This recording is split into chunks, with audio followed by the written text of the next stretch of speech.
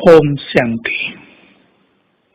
हम सभी इस संसार की श्रेष्ठ आत्माएं हैं।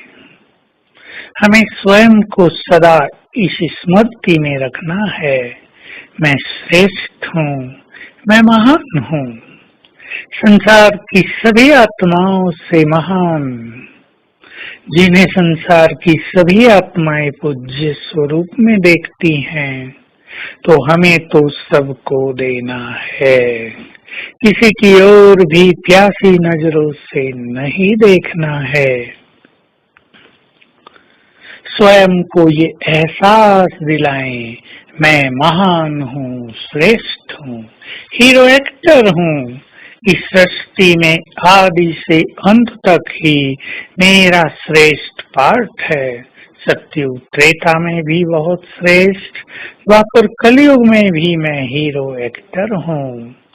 भगवान ने भी मुझे अपने महान कार्यों के लिए चुना है, अपनी शक्तियाँ, वरदान और अधिकार देने के लिए चुना है। अपने को पूरा एक्सेप्ट करा दें, जरा भी रिजेक्शन न हो अंदर से कि मैं महान आत्मा हूँ। ये स्मृति, ये एहसास, ये रियलाइजेशन हमारे अंदर की छुपी हुई महानताओं को उजागर करेगा।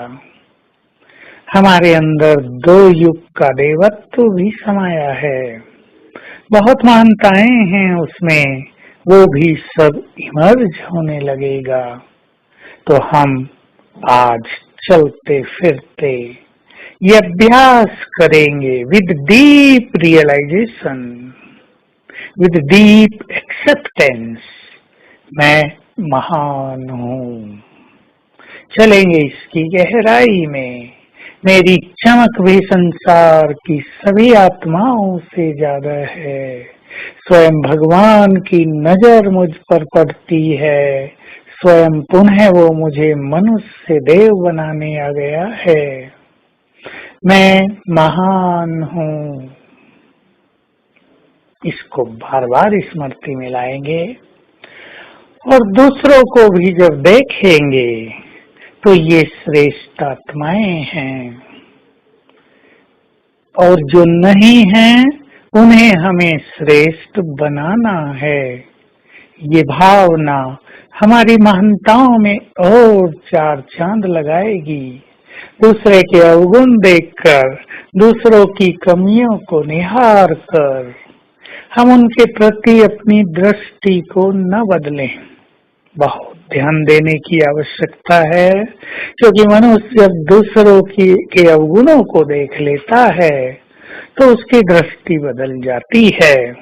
परंतु हमारी दृष्टि यही रहे कि ये भी देवकुल की आत्माएं हैं, ये भी भगवान के बच्चे हैं, इनका भी कल्याण हो, ये भी अपने अंदर छुपे हुए देवत्व को पहचाने, ये भी आगे बढ़े, इनको भी सुख मिले, इनका भी परमात्म मिलन हो, इनकी भी ये बुराई छूट जाए।